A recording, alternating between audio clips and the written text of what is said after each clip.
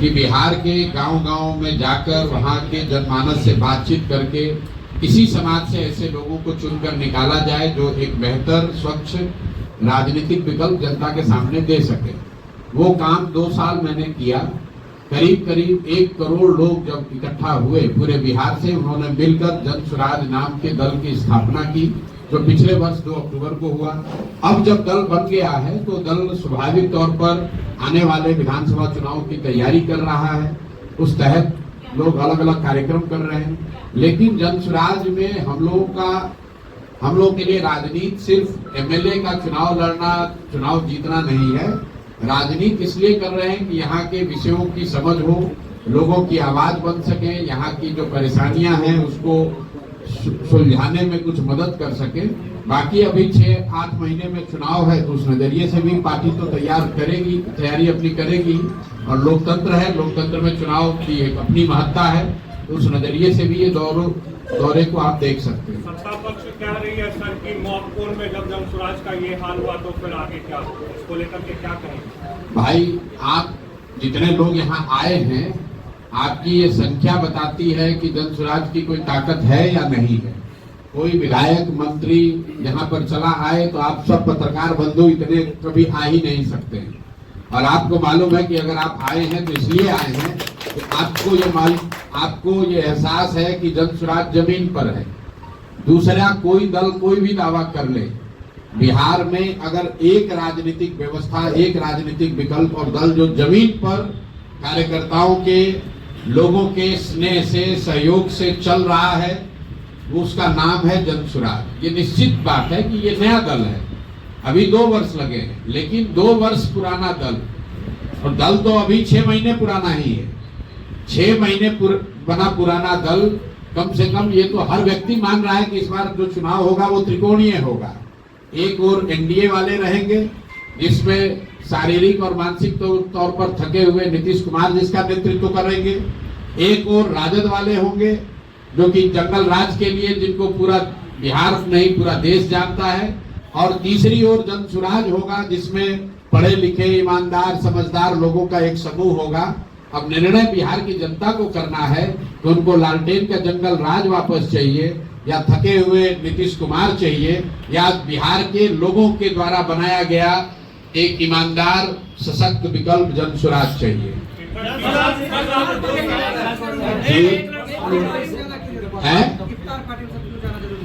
इफ्तार party में जाना इसलिए जरूरी है कि यहाँ पर अभी रमजान का महीना है, और जैसे नवरात्रि का व्रत है वैसे रमजान में भी मुस्लिम साथियों का व्रत है।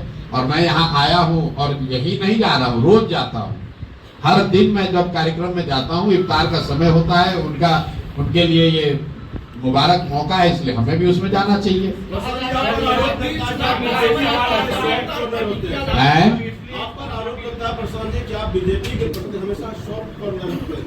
देखिए, मैंने हमेशा जो बात कही है कि बिहार की बर्बादी के लिए लालू और नीतीश जिम्मेवार हैं, क्योंकि पिछले 30-35 साल से लालू जी और नीतीश जी ही राज्य का नेतृत्व कर रहे हैं। लेकिन बिहार की बर्बादी के असली गुनाहगार कांग्रेसी और भाजपाई हैं। ऐसा इसलिए मैं कहता हूं क्योंकि लालू जी को बिहार की जनता ने सिर्फ एक बार 1995 में बहुमत से वोट देकर जिताया है। बाकी 15-16 साल जो लालू जी का जंगल राज चला, वो कांग्रेसियों के मदद से चला, उस बैसाखी से चला। कांग्रेसियों ने उनकी मदद इसलिए की क्योंकि वो चाहते थे कि लालू जी की मदद से 20-25 सांसदों का सपोर्ट उनको दिल्ली में रहे। यही हाल नीतीश जी का, एनडीए का है। नीतीश जी को बिहार की जनता ने सिर्फ एक बार, इसको भी ध्यान रखिए आप लोग, सिर्फ 2010 के चुनाव में नीतीश जी के पार्टी को 117 विधायक मिले थे। उसके बाद नीतीश जी को कभी बहुमत बिहार की जनता ने नहीं दिया। फिर भी 18-19 साल से नीतीश कुमार मुख्यमंत्री हैं, वो भाजपा के बैसाखी पर हैं। भाजपा उनकी मदद क्यों कर रही है? भाई, जो भाजपा दूसरे राज्यों में दूसरे दलों को तोड़कर खरीद फरोख्त करके सरकार बनाती है, वो बिहार में थके हुए नीतीश कुमार को क्यों मुख्यमंत्री बना के रखी है? इसलिए कि उनको दिल्ली में 10-20 सांसदों का लालच है। इसीलिए मैं बार बार हमेशा कहता हूं कि कांग्रेस और भाजपा ने बिहार को और बिहार के भविष्य को लालू और नीतीश के हाथ में, सब जानते बूझते इनके हाथ में बेच दिया। जैसे कांग्रेसियों ने हम लोग का भविष्य लालू जी के हाथ में बेचा, वैसे ही भाजपाइयों ने हम लोग का भविष्य नीतीश कुमार के हाथ में बेचा है। आपको क्या लगता है? नीतीश कुमार का रोज आप लोग देख रहे हैं, क्या नरेंद्र मोदी को, क्या अमित शाह को ये पता नहीं है कि मानसिक तौर पर नीतीश कुमार और शारीरिक तौर पर वो मुख्यमंत्री बनने की स्थिति में नहीं है? फिर इतने बड़े राज्य की 13 करोड़ लोगों की जिस पर जिम्मेवारी है, उस पर आपने नीतीश कुमार को थोपा हुआ है। क्यों थोपा हुआ है? नीतीश कुमार को जैसे शिखंडी की तरह सामने खड़ा करके पीछे से राजनीति कर रहे हैं। अगर भाजपा में दम है तो अपना मुख्यमंत्री बनाओ और लड़ो चुनाव सामने से। इनमें तो दम है नहीं। सामने से नीतीश कुमार का चेहरा लगा रखा है। वो आदमी ना शारीरिक तौर पर सक्षम है, ना मानसिक तौर पर स्वस्थ है, और उनको सामने रखकर और ये भी नहीं बता रहे हैं कि अगला मुख्यमंत्री नीतीश कुमार ही होगा। ये सिर्फ बिहार की जनता के साथ धोखा कर रहे हैं भाजपा वाले। सामने नीतीश कुमार को रखा है। अगर गलती से कहीं चुनाव जीत गए तो सबसे पहले नीतीश कुमार को हटाकर कोई भाजपा के आदमी को ये लोग बनाएंगे, जो काम इन लोगों ने महाराष्ट्र में किया है। तो भाजपा का तो यहाँ कोई ना नेता है ना नेतृत्व है, इसलिए भाजपा की बात कम होती है। ये लोग पिछलग्गू दल बनकर पीछे से, भोजपुरी में हम लोग कहते हैं निहुरल आइल चोर।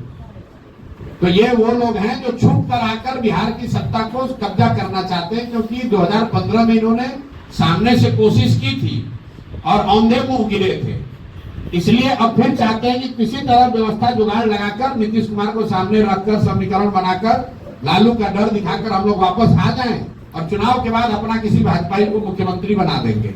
यहाँ आप लोग पत्रकार बैठे हुए हैं, भाजपा का नेतृत्व कौन कर रहा है बिहार में? कितने लोग, आप लोग पत्रकारों को आधा को जानकारी नहीं है कि कौन है दिलीप जायसवाल। भाजपा का चेहरा यहाँ कौन है? दिलीप जायसवाल। कौन जानता है उनको? कौन सा पराक्रम, कौन सा पुरुषार्थ इन्होंने किया है बिहार में? इनकी पृष्ठभूमि जाकर आप पता कर लीजिए, पूर्णिया में कटिहार में लोग इनके बारे में क्या कहते हैं। सर मेरा एक सवाल है। सर लालू यादव लालू जी का भय दिखा रहे हैं ना? आप भी तो लालू जी का ही भय दिखा रहे हैं। किसका भय दिखा रहे हैं? आप भी तो लालू यादव जी का ही भय दिखा हम रहे हैं। किसी का भय नहीं दिखा रहे। हम तो ये बता रहे हैं कि बिहार की जनता जो लालू जी के डर से भाजपा को वोट देती है और भाजपाइयों के डर से लालू जी को वोट देती है, उन दोनों का भय खत्म करने का रास्ता है जन सुराज। सर मेरा एक सवाल है। मोतिहारी ने कहा कि 2025 में कोई मायका लाल नहीं है जो तेजस्वी को सरकार बनाने से रोके। भाई लालू जी कह रहे कोई माई का लाल नहीं है। तो लालू जी के नजर में तो बिहार में एक ही लाल है जिसका नाम है तेजस्वी यादव। बिहार के 13 करोड़ के 13 करोड़ लोगों की तो चिंता उनको है नहीं। लालू जी तो बस अपना ही परिवार और 5 गो उनके बाल बच्चे, इसके आगे न कभी सोच सकते हैं। तो उनको कैसे दिखेगा कि बिहार में दूसरा और कौन है? सर अति पिछड़ा का एक सवाल है सर। कम पढ़े लिखे लोगों की जगह है कि नहीं प्रशांत जी? बिल्कुल, बहुत लोकतंत्र में कम पढ़े लिखों की जगह है। बिल्कुल। सुनिए मेरा एक सवाल इनका सवाल है कि लोकतंत्र में कम पढ़े लिखे लोगों की जगह है कि नहीं? बहुत जगह है। इस देश में तमिलनाडु एक राज्य है, उसके सबसे प्रसिद्ध मुख्यमंत्री का नाम है कामराज, जो नहीं पढ़े लिखे थे। कम पढ़ा लिखा होना राजनीति में वो कोई मानक नहीं है। लेकिन जो बात आपने कही कि मैं तेजस्वी के 9वीं फेल होने की बात करता हूं, क्यों करता हूं उसको समझिए। जब आपके माँ और पिताजी दोनों मुख्यमंत्री हैं, जब आप डीपीएस आर के पूरब में पढ़ते हैं और आप वहां से 9वां नहीं पास कर पाते हैं, तब आप और नहीं पढ़ पाए, नहीं पास कर पाए, तो दिखाता है कि आपकी क्षमता क्या है। मान लीजिए कि आप उस समय नहीं पढ़े, क्रिकेट खेलने चले गए, तो सीखने और पढ़ने का तो उम्र खत्म नहीं होता है। आप जाकर देखिए बिहार के लाखों ऐसे बच्चे हैं जो मजदूरी कर रहे हैं और कॉरेस्पॉन्डेंस से कोर्स कर रहे हैं, पढ़ाई कर रहे हैं। तो भाई ये उसके बाद ही आकर कुछ पढ़ाई कर लेते, आज ही डिग्री ले लेते। ये न पढ़ना दिखाता है कि शिक्षा के प्रति उस व्यक्ति की सोच क्या है। उस व्यक्ति के नजर में शिक्षा की कोई महत्ता ही नहीं है। इस बात पर हम चोट कर रहे हैं। इस बात पर नहीं कह रहे हैं कि आप 9th फेल हैं कि 10th फेल हैं। इस बात पर चोट कर रहे हैं कि अगर आप सामाजिक राजनीतिक परिस्थिति बस नहीं पढ़ पाए तो कोई बात नहीं है। लेकिन उन परिस्थितियों में भी आप देखते हैं लड़कियां जिनकी शादी हो जाती है, कई बार उनके हस्बैंड्स उनको पढ़ाते हैं। ये सज्जन इनके माँ बाप मुख्यमंत्री हैं, दिल्ली के सबसे बड़े प्राइवेट स्कूल में नाम लिखाया, वहां से 9th फेल हो गए, उसके बाद जीवन में कभी पढ़ने पढ़ाने की कोशिश नहीं की। वो आदमी बिहार का मुख्यमंत्री बनेगा तो आपके बच्चों के पढ़ाने की चिंता करेगा कि उसको बालू माफिया बनाएगा? आप बता दीजिए। आपके पास क्या मॉडल है एजुकेशन और हेल्थ? बाकी और लोग हैं यहाँ। सर एक सवाल है सर मेरा। सर एक सवाल है सर अगर जनसुराज पार्टी जीत कर आती है, पहला सवाल यह है कि जनसुराज अकेले लड़ेगी या किसी हम के एक साथ? घंटा यहाँ है, आपको जो सवाल सर जनसुराज करके पूछो, घबराहट में नहीं है। सर जनसुराज अकेले लड़ेगी या किसी के साथ गठबंधन करेगी? जनसुराज- अगर जीत कर आती है सरकार बनाने में किसी के साथ गठबंधन भी कर सकती है। 243 सीट बिहार में है। जनसुराज का नाम ही है जनसुराज, जनता का सुंदर राज। जनता से गठबंधन हो गया और घोषणा हो गई कि 243 सीट लड़ेंगे। चुनाव के बाद अगर ऐसी कोई परिस्थिति बन गई कि जनसुराज को पूर्ण बहुमत नहीं मिला तो हम लोग बिल्कुल विपक्ष में आराम से 5 साल और बैठेंगे। प्रशांत किशोर ने कहा चाहे 2 सीट आए, 5 सीट आए या 110 आए, जनता ने जो निर्णय देना है उसको हम लोग स्वीकार करेंगे।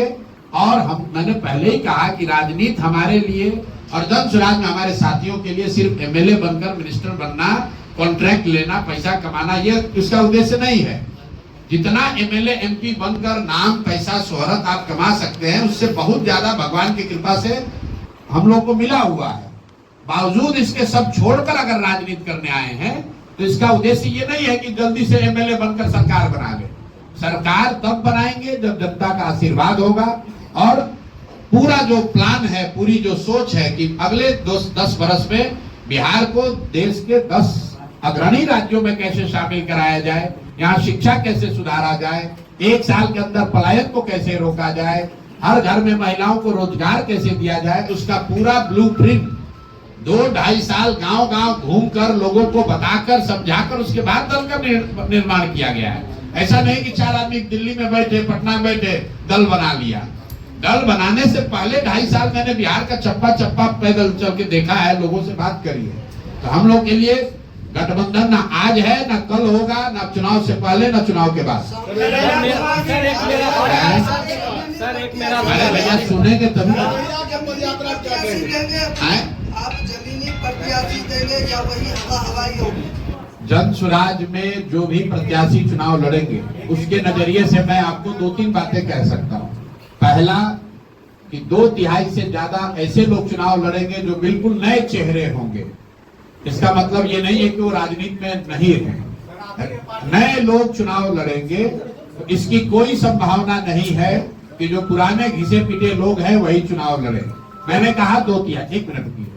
दूसरा आपको बता दे, प्रत्याशियों के नजरिए से जनसुराज किसी दूसरे दल से पहले जुलाई-अगस्त में ही अपने उम्मीदवारों के 243 उम्मीदवारों की घोषणा कर देगा, ताकि इसकी कोई संभावना न रहे कि हमको जदयू में टिकट नहीं मिला तो जनसुराज में आ गए या राजद में, कांग्रेस में नहीं मिला तो यहाँ आ गए। हम लोग अपने 243 उम्मीदवार जुलाई-अगस्त में ही घोषित कर देंगे, ताकि कोई पत्रकार ये न कह सके, कोई आदमी ये न कह सके कि जनसुराज में टिकट उसको मिला है जिसको दूसरे जगह नहीं मिला। तीसरी बात मेरा सवाल है। अरे यार आप उम्मीदवार को पूछो, सुन तो लो। तीसरी बात, जो भी उम्मीदवार होगा 99% केस में वो लोकल उम्मीदवार ही होगा, उसी विधानसभा का होगा। 1%, अपवाद इसलिए हो सकता है कि कुछ जगहों पर जहां लोग उन क्षेत्रों में रहते हैं जो सीट रिजर्व है, उनके पास ये अवसर है कि वो अगल बगल के सीट से आवेदन दे सकते हैं। जनसुराज में उम्मीदवारों के चयन की प्रक्रिया चल रही है।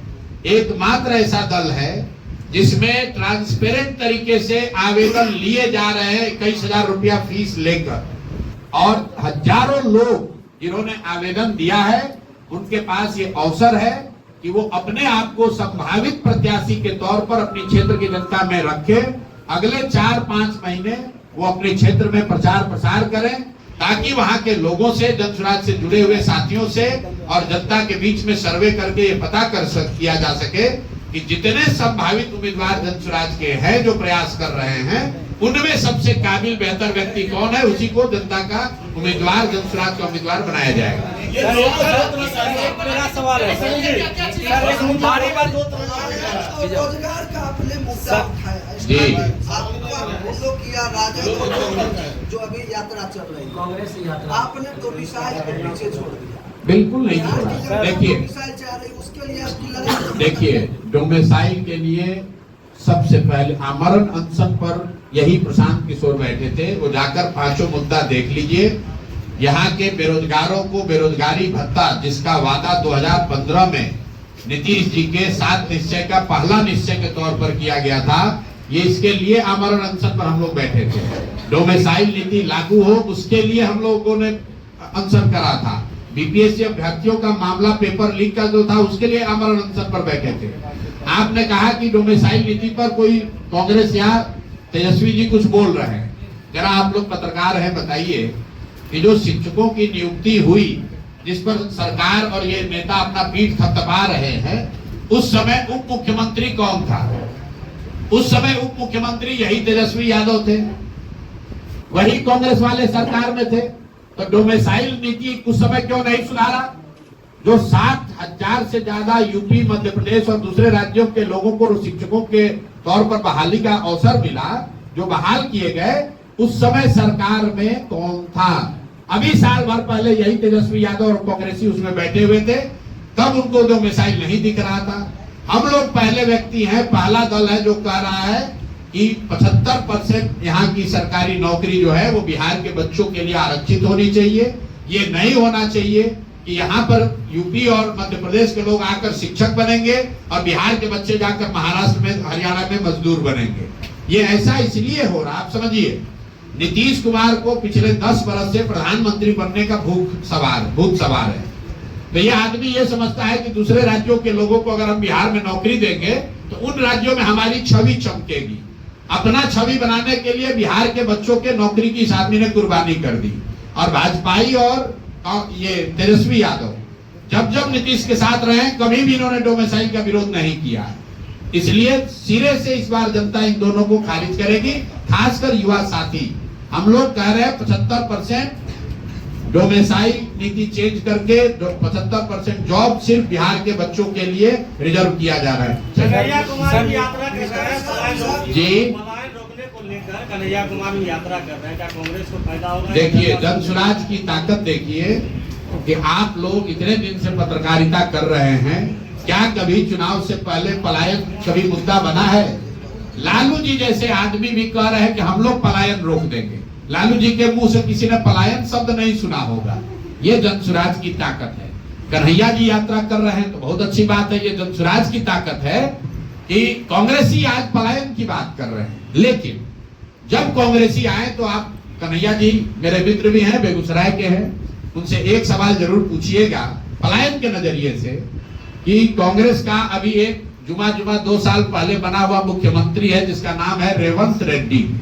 तेलंगाना में उस आदमी ने कहा कि बिहारियों का डीएनए जो है वो मजदूरों का है, बिहारी जो है मजदूरी करने के लिए पैदा हुए हैं। तो यहाँ आप पलायन की बात कर रहे हैं और आप ही का मुख्यमंत्री बिहारियों को मजदूरी करने वाला बता रहा है कि ये पैदा ही हुए हैं मजदूर बनने के लिए।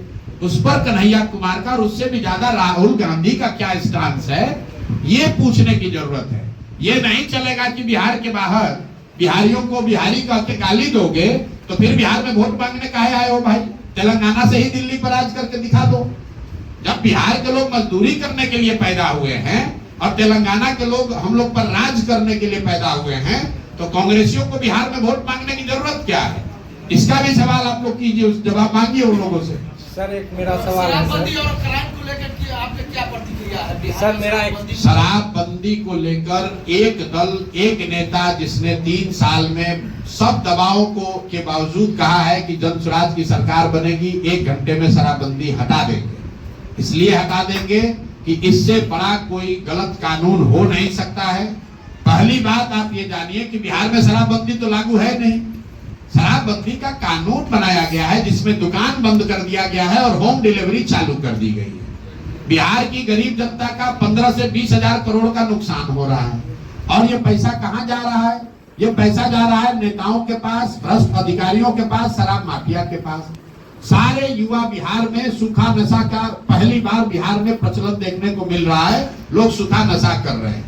1 लाख से ज्यादा लोग, कई लोग कहता है महिला को इससे लाभ है, 1 लाख से ज्यादा परिवार के लोग आज भी जेल में शराबबंदी के कानून के तहत बंद हैं। और ये जो लोग जेलों में हैं, ये ज्यादातर लोग समाज के दबे कुचले वंचित समाज के लोग हैं, दलित है, अति पिछड़े हैं, मुस्लिम हैं, जिनके घर में उनका कोर्ट में केस लड़ने वाला भी कोई नहीं है। और ये सामाजिक न्याय और समाजवाद की बात करने वाले लोग, इनको कोई चिंता नहीं है कि 1-1.25 लाख लोग जेल में क्यों आए। आप महिलाओं से जाकर बात कीजिए। दलित परिवार की महिलाओं को हमने पैदल चलते हुए देखा, थाने वाले शराबबंदी के नाम पर जबरदस्ती उनको उठाकर थाने में बैठा रहे हैं, थाने में उनसे झाड़ू लगवाते हैं, उनसे बर्तन साफ करवाते हैं, उनसे दुर्व्यवहार करते हैं। क्या बात कर रहे हैं आप? बिल्कुल शराबबंदी के हम लोग खिलाफ में हैं। इसके साथ साथ जो आपने सवाल किया, आंकड़े बिल्कुल स्पष्ट है। 2017 से बिहार में कानून व्यवस्था की स्थिति बिगड़ी है और उसका एक कारण है शराबबंदी, क्योंकि कानून व्यवस्था लागू करने के लिए जो तंत्र है, प्रशासन है, उसका एक बड़ा हिस्सा कानून व्यवस्था के काम को छोड़कर शराबबंदी को लागू करने, उसको छिपाने और उससे कमाने में लगा हुआ है। और सामान्य लॉ एंड ऑर्डर की स्थिति दिनों दिन बिगड़ती जा रही है। इसीलिए आए दिन आप देख रहे हैं कि बिहार में कमोबेश वही घटना, अपहरण को छोड़ दीजिए तो बाकी हर इंडिकेटर क्राइम का वही हो गया है जो लालू जी के जमाने में था। रोज लूट पाट, मर्डर, अपहरण, झगड़ा लड़ाई वो चल रहा है। सिर्फ अपहरण ही बचा हुआ है, कुछ दिन और चला तो वो भी चालू हो जाएगा। सर मेरा एक सवाल है सर, बहुजन समाज से एक सवाल है कि पासी और मुसहर जाति का राजनीतिक, आर्थिक, सामाजिक कोई उसका कल्याण नहीं है। पासी समाज को दरोगा और थाना के द्वारा प्रताड़ित किया जा रहा है। 5 समाज के लोग से तांती तत्वा को निकाल दिया गया, वो अपना लड़ाई लड़ रहे हैं। धानुक समाज का राजनीतिकरण कुर्मी में हो गया, वो अपना लड़ाई लड़ रहे हैं। तो उन 3 जाति के लिए आप क्या कहना चाहिए? देखिए, हम लोग जातियों की राजनीति नहीं करते हैं। जन स्वराज ने अपने संविधान में इस परिकल्पना में कहा है कि जिस जाति की भी जितनी संख्या है, उस जाति से उसी प्रोपोर्शन में योग्य लोगों को निकालकर उनको भागीदारी दी जाएगी। इसमें सभी समाज शामिल हैं। आपने जो 5 समाज की बात कही, उसको लेकर मैं जरूर टिप्पणी करना चाहता हूं। बिहार में नीतीश कुमार की राजनीति का एक हिस्सा रहा है जातियों का वर्गीकरण चेंज करना। एनेक्सर 1 को एनेक्सर 2 में डालो, 2 को 1 में डालो, 1 को SC बना दो। उसी के तहत एनेक्सर 1 में आने वाली कुछ जातियों को, जिसको 5 समाज के नाम से SC का दर्जा दिया गया। ये सही बात नहीं है, ऐसा दावा किया गया, क्योंकि जातियों का ये जो दर्जा चेंज होता है, कैटेगरी चेंज होती है, इसके पीछे साइंटिफिक स्टडी होनी चाहिए। राज्य सरकार उसको प्रस्तावित कर सकता है, उसको स्वीकार करने का पावर केंद्र सरकार को है। जैसा आपने देखा होगा बिहार में लोहारों के साथ भी ऐसा ही किया गया है। नीतीश कुमार ने वोट लेने के लिए यहां से कह दिया कि हमने 5 समाज को SC का दर्जा दे दिया। केंद्र के सामने ना उसके पक्ष में साक्ष्य रखा, ना उस केस की पैरवी की। नतीजा क्या हुआ? जैसे लोहार को ST बनाया गया था और वापस EBC बना दिया गया, उसी तरह 5 समाज के लोगों को SC से हटाकर वापस EBC बना दिया गया। तो ये विशुद्ध तौर पर शॉर्ट टर्म राजनीतिक गेन के लिए नीतीश कुमार ने और नीतीश कुमार की सरकार ने इन जातियों को ठगा है, और इसीलिए ये जातियां आंदोलित है और हम लोग इसके विरोध में हैं। जातियों का जो वर्गीकरण जो चेंज होता है, जो ओरिजिनल एनेक्सर 1 था, जो कर्पूरी जी का था, और जो आज एनेक्सर 1 है, उसमें करीब 23 नई जातियां जोड़ दी गई। और ये नीतीश कुमार हमेशा ऐसा करते रहे। जब उनको राजनीतिक सुविधा होती है, वो किसी एनेक्सर 2 को उठाकर एनेक्सर 1 में डालने की बात करते हैं। कई बार उन्होंने एनेक्सर 1 की जाति को SC या ST बनाने की कोशिश किया। तो जब आप एनेक्सर बदलते हैं, एनेक्सर 2 को एनेक्सर 1 में डालते हैं, वो तो राज्य सरकार का मामला है, इसलिए वो कर पा रहे हैं। लेकिन अगर आप SC को, EBC को या OBC को SC या ST के दर्जे में डालोगे, तो केंद्र से उसका अनुमोदन जरूरी है, वो नहीं करा पाए। इसीलिए लोहार के केस में जिसको ST बनाया गया था, फिर से EBC बना दिया गया, कई बच्चों का नौकरी चला गया, लोग परेशान हुए। उसी तरह से पान समाज को भी इन्होंने कहा कि हमने एससी बना दिया, लोग पंचायती राज का चुनाव एससी रिजर्व सीटों पर लड़े और वो सब चीज बर्बाद हो गया, क्योंकि केंद्र सरकार के समक्ष इन्होंने जरूरी दस्तावेज नहीं रखे, उन जातियों के साथ धोखा हुआ है। अब वो जाति जो है वो आंदोलित है। आपको 243 टारगेट